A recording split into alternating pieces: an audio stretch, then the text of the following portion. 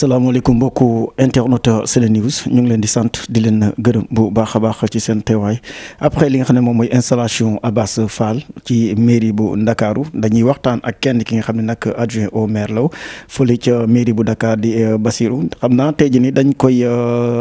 tàmbali ci note bu triste maanaam daf koy daal di tàmbali ci njaal mi nga xam ne nag tiis bi doog a wàcc ci toute la communauté mouride ak li nga xam ne moom mooy aduna bi toute la communauté musulmane la bëgg a wax Serigne Bassirou ñu bàyyi la nga joxe sa kàddu njaal laataa ñuy dugg ci waxtaan bi. waaw Touré maa ngi lay nuyu bu baax a baax di comme ni nga ko waxee di démarrer par une triste nouvelle ci kilifa gu mag gu fi bàyyeekoo Touba nekk en deuil mais umma islamique Sénégal muy Serigne Ahmadou Makhtar Mbacké nekkoon xalifa du Daaru Khoudoss waaye nekkoon aussi xalifa Guy Mbind nekkoon le dernier fils de Serigne Mouhamadou Moustapha Mbacké bi nga xam ne mooy taawu Serigne Touba donc tey Guy Mbind Daaru Khoudoss tiis bu mag wàccee seen kaw di ko jaale bu baax a baax a baax le khalife général des Mourides Serigne Mountakha Bassirou Mbacké mais di ko jaale aussi Serigne Moustapha mi nga xam ne mooy xalifa Guy Mbind Serigne Moustapha bu Serigne Cheikh Mati Lay waaye di ko jaale bépp taalibe Mouride rawatina ñi nga xam ne ñoo jokk fële nga xam ne mooy Daaru Khoudoss di wax ni kilifa gu mag. ku amoon taxawaay ci yoon wi waaye ku ñëpp joxoon ci respecté woon ko ci discrétion ci fonk diineem waaye ku amoon taxawaay ci Touba donc ñu ngi koy ñaanal yàlla na ko yërmande yàlla jiitu fa mu jëm liggéey bi mu doon liggéey ay woy juram ak ay maamam yàlla na ko fekk fa mu jëm muy sëriñ Ahmadou Makhtar Mbacké di xalif bu Daaru Khoudoss. d'accord sëñ Bass dañu koy woyal toujours ci li nga xam ne moom mooy installation maire bu bees bi ci Dakar di Abass Fall d'abord yenn au sein ci conseil yi naka ngeen liggéeyee ba ñu daal di am li nga xam ne nag moom mooy vote yi ndax le préfet moo leen joxoon date ne leen fexe leen ba à telle date bu leen ko weesu ngeen daal di tànn maire bu bees ci mairie bu Dakar. waaw je pense que comme ni nga ko xamee je pense que préfet bind nañu suma juumul madame la maire pour wax ko ni ko ci ndigalu ministre des collectivités daan nañu organiser l'élection du maire bi mu ko defee aussi ñun bureau municipal daje nañ jàpp nañ la date du 25 dem pour waxtaan xool naka la ñuy fale ki nga xam ni mooy le nouveau maire de la ville de Dakar ñun au niveau de Taxawu Sénégal amoon nañ candidate mu doon madame le maire intérimaire Ngone Mbengue xam ni su doon ñooy joxe wala may joxe moom laa doon jox photo yu maire de la ville de Dakar mais conseil bi ñu dajee voté nañu et puis la majorité s'est dégagée au profil du maire Abass Fall que je félicite au passage di ko ñaan yàlla yan bi yàlla na oyof te mu jik askanu Dakar. préparé woon ngeen li nga xam ne mooy candidature Abass Fall donte ñu bëri di wax ni xëy na waa Pastef commencé woon nañu di liggéey ci suuf tant que ñeen ñi nekk ci kaw yéeg. waaw c'est vrai que on a eu écho que il était candidat mi ngi ci doon dox mi ngi ci doon wax ñun tamit dox nañu wax nañ ñi ñu war a waxal peut-être ñoom du ma ñàkk ni am nañu longueur d'avance parce que xam nga ñun li daal monsieur le maire Barthélémy bi mu ko dalee ñu bokk kuréel politique dañ jàppoon ni li gënoon a rafet mooy ñu ànd ak moom xeex li gënoon rafet mooy ñu ànd ak moom marqué suñu solidarité parce que dañu considérer ni injustice moo ko dal peut-être ñun moment boobu ñu nekk ci considération yi de l'autre camp était en train de travailler était en train de parler au conseil municipal mais moi yaakaaruma woon ni Abass Fall dina gagner mais le jeu démocratique étant ainsi fait li ma bëggoon mooy suma candidate jàll yàlla dogal na par le jeu démocratique je n'entrerai pas dans certaines considérations yàlla moom la jox ndam li donc ñu bokk nekk ci conseil municipal bi donc ñu ko ci féliciter war baax mais di encourager madame le maire Ngone Mbengue wax ko ni elle n'a pas démérité parce que avec responsabilité elle a assuré les 8 mois d'intérim defu fa waxu fa loo xam ni kenn dina ko ci xeeb donc ñu koy ñaanal yàlla dencal ko lu dàq lim ko xañ. loolu dinañ ñëw ndax gis nañ kam le maire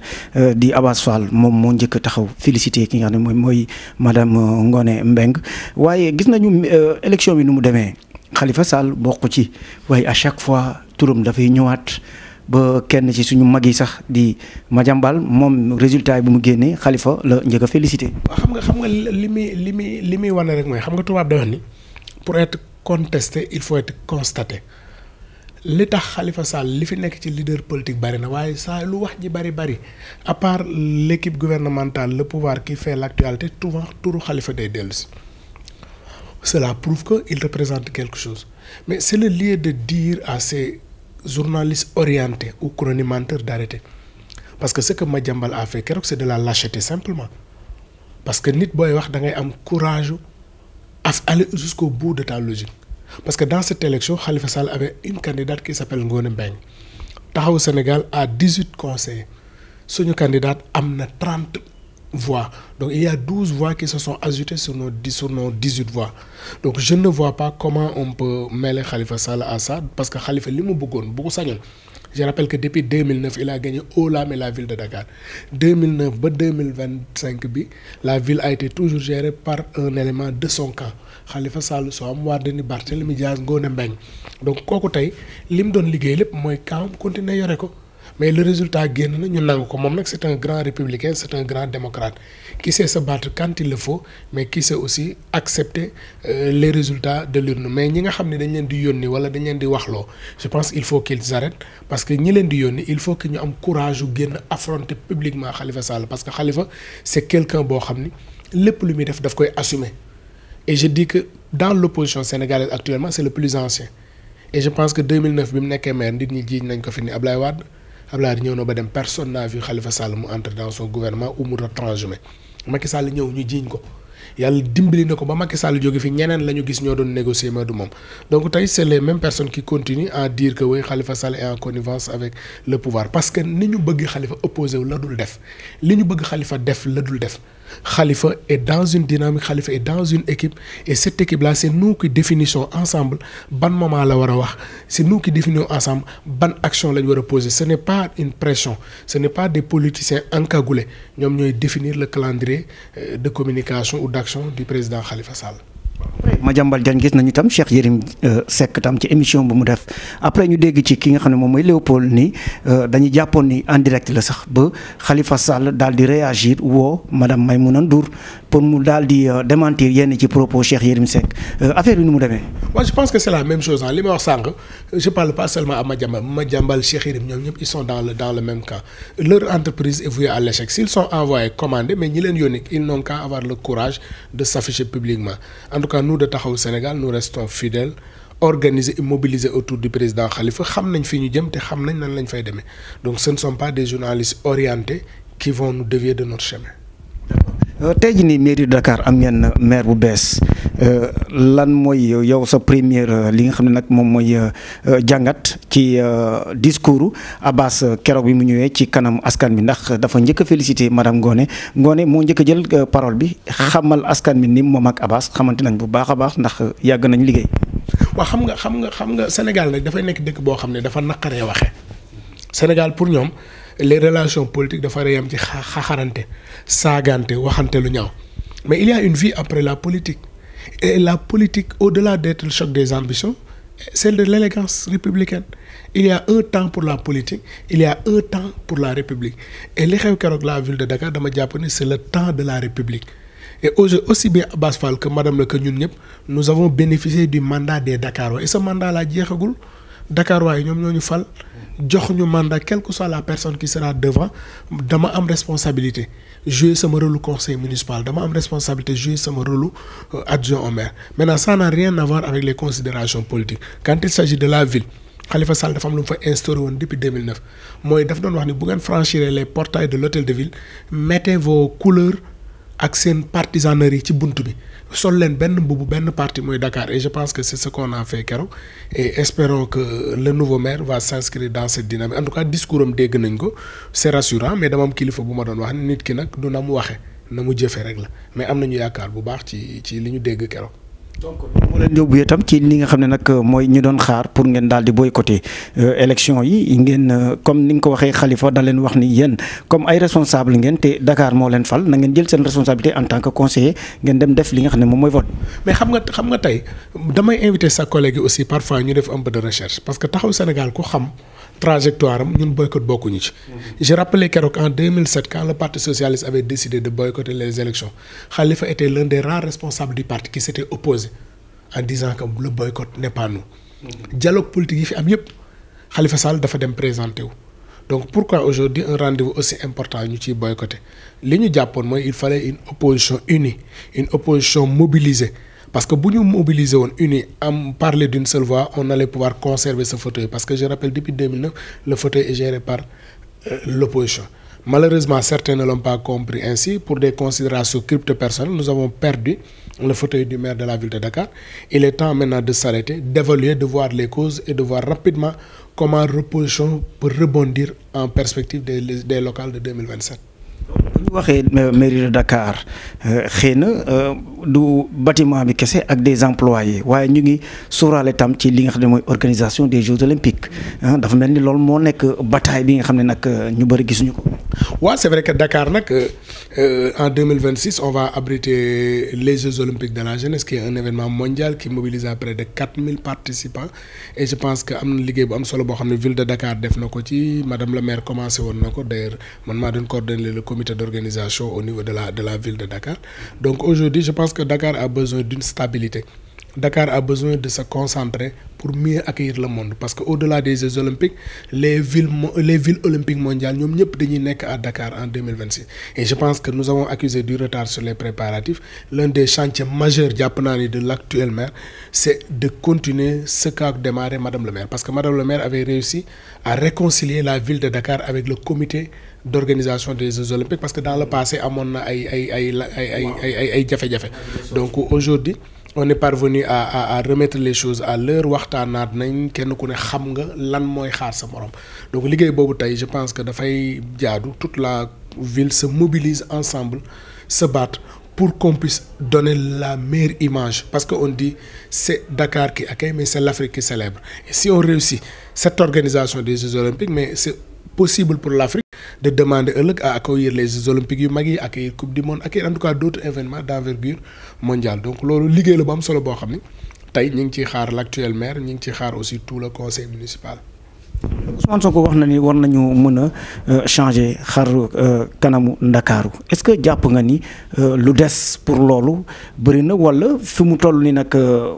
c'est des messages de politiciens rek. waaw mais il faut que ñu reconnaître que Dakar depuis 2009 malgré que les maires yi ko yor nekk ñu opposition mais Dakar a connu une avancée bu extraordinaire ci Khalifa Sall ba ci madame la maire en passant par Soham et Barthélémy am na liggéey bu am solo boo xam ne def nañ ko fii man je prends mandat bi ma bokk 2022 am maintenant avec le maire Barthélémy tey olof dafay wax ni loon bañ lëkk nangul ko mën a dawam am na liggéey bu am solo boo xam ne tey jii avec l'équipe sous l'impulsion du maire Barthélémy commencé woon nañ ko à la ville de Dakar en termes de voirie en termes d'éclairage en termes d'aménagement urbain en termes de santé en termes d'éducation donc tey dire que Dakar est en retard man d'accord maa ngi ñoom am na liggéey bu am solo bu ñu fi am maintenant chaque équipe municipale chaque maire qui vient dina indi touche personnelle am mais gëm naa ni au niveau de la ville de Dakar les leviers sont déjà posés les leviers sont déjà là il suffit juste nga ñëw si tu veux apporter touche personnelle c'est normal mais bu dee liggéey rek am na chantier yu bëree bëri yoo xam ne yenn yi sori na yenn yi pare na et je pense que donc Dakar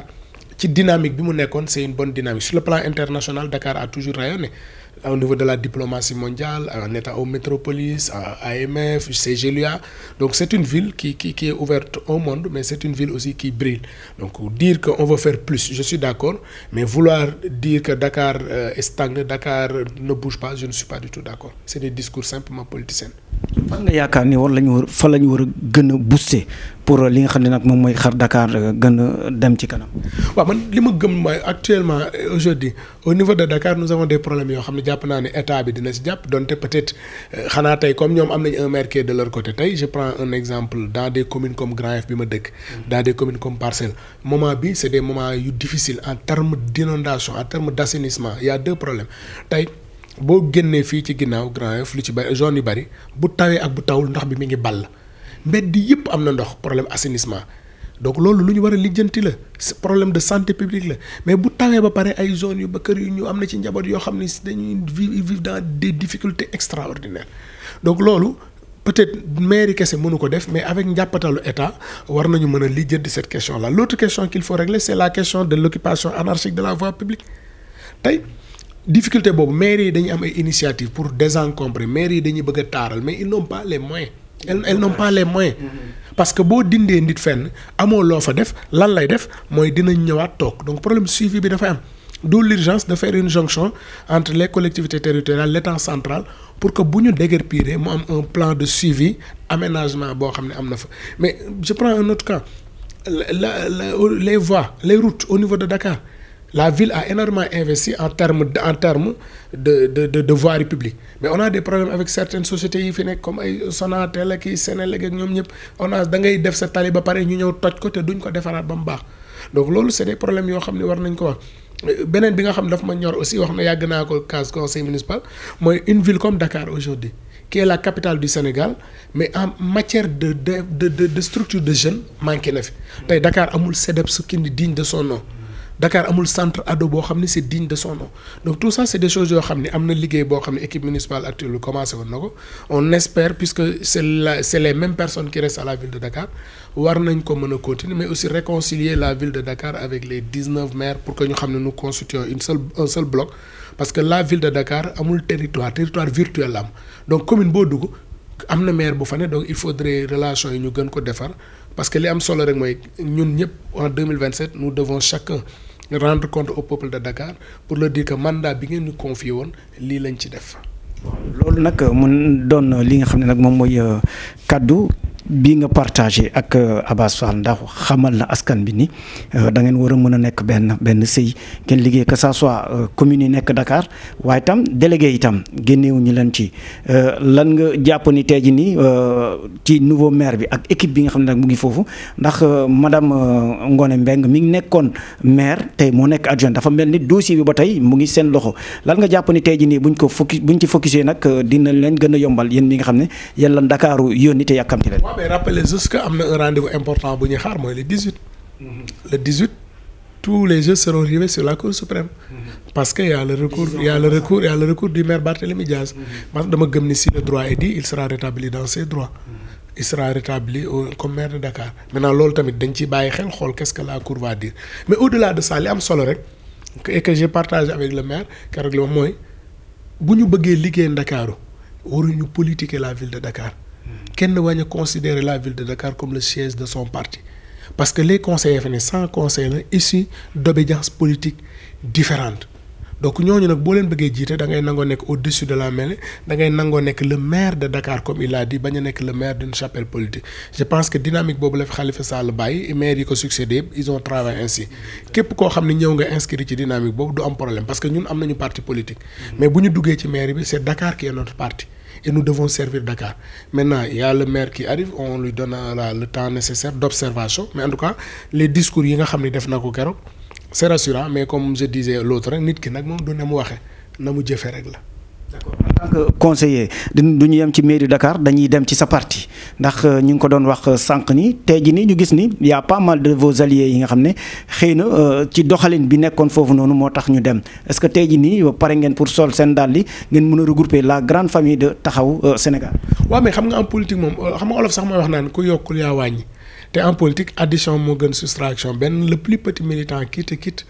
am na lu mu lay wàññi doo tax man je profite de cette tente pour lancer appel à tous les camarades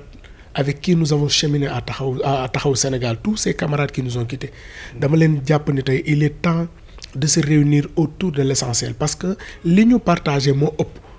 2009 à maintenant nous avons partagé des combats 2009 à maintenant nous avons partagé des peines nous avons partagé des joies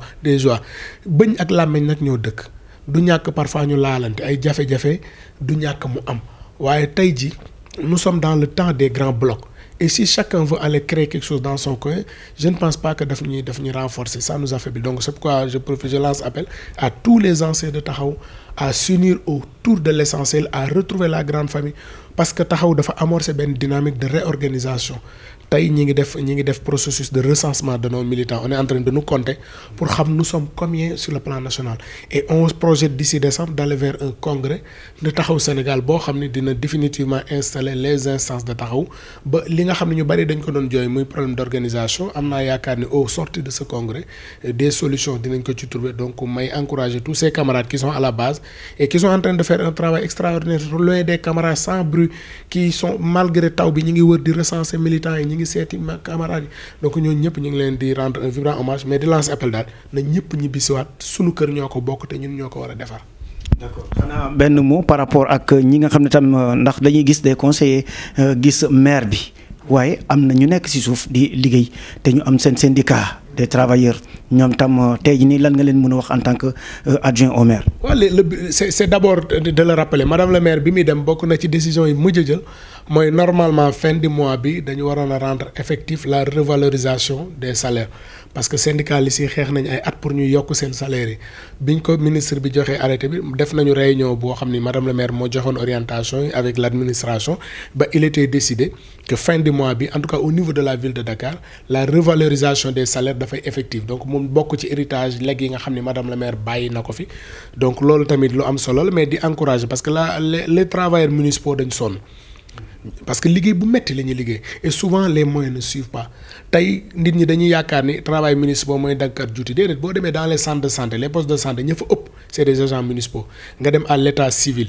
nga dem au niveau des marchés nga dem au niveau des écoles nga dem au niveau des lycées partout di nga fa fekk agent boo xam ni c'est un agent municipal donc ñooñu nag lépp lu leen di defar rek pour man doyul donc tey am na une première étape bu ñu gagné avec la revalorisation des salaires il faudrait que ñu continuer en tout cas ñun en tant que élu lépp lu ñu mën pour être leur interprète au niveau des autorités on continue à le faire parce que nag ñoom bu ñu nekkee dans de bonnes conditions mais les résultats vont suivre. man mooy sa dernier mot ci waxtaan bi. waaw xanaa di leen gërëm bu baax a baax ci teewaay bi mais di nuyu bu baax a baax askanu Grand Yoff fi nga xam ne fi la ñu ne di teg ci loxo monsieur le maire Pape Madiop Diop xam ne am na liggéey bu am solo boo xam ne mi ngi koy def ci au niveau de la commune de Grand Yoff olof nag dafay wax ni daanu dajul suuf jafe-jafe yi du manqué mais c'est quelqu'un boo xam ni gis naa ni volonté bi mi ngi fi te au niveau de Grand Yoff bi mu fiy ñëw boo comparé bi muy ñëw ak tey ku naa fekkul rek xam ni am na liggéey bu am solo li des nag moom mi ngi koy wax mooy naka la ñuy mobiliser woo ba setal dëkk bi ba occupation anarchique bi wàññeeku loolu nag maa ngi dalal xelu askanu Grand Yoff te monsieur le maire orientation yi la joxe te ay fan yu néew dinañu gis liggéey bu am solo bi nga xam ni maire bi fas yéene na ko ci continuer. un fervent défenseur de Khalifa Sall tam parce que gis nañ ni moom moo demoon ci plateau yi di rétablir. mais ñun ak Khalifa Sall suñu relation romb nu mu am politique ak militant. Khalifa ak Madiop papa la ak doom la Khalifa ak Madiop c'est au-delà de la politique parce que les gens veulent limiter souvent les relations nit ñi entre politique non li leen boole ñoom ñaar ëpp na politique papa ak doom la kilifa ak njabootam la donc mu nekk Khalifa encadré ñu jàngal ñu yar ñu ci politique et aujourd'hui bu doon Khalifa dañ naan fii Grand Yoff kër la Khalifa bu dee papa Madiop mooy taaw ñun ñëpp ay rakk lañ. d'accord sant ko gërëm ko bu baax a baax moom di monsieur l'adjoint au maire di Bassirou Samb.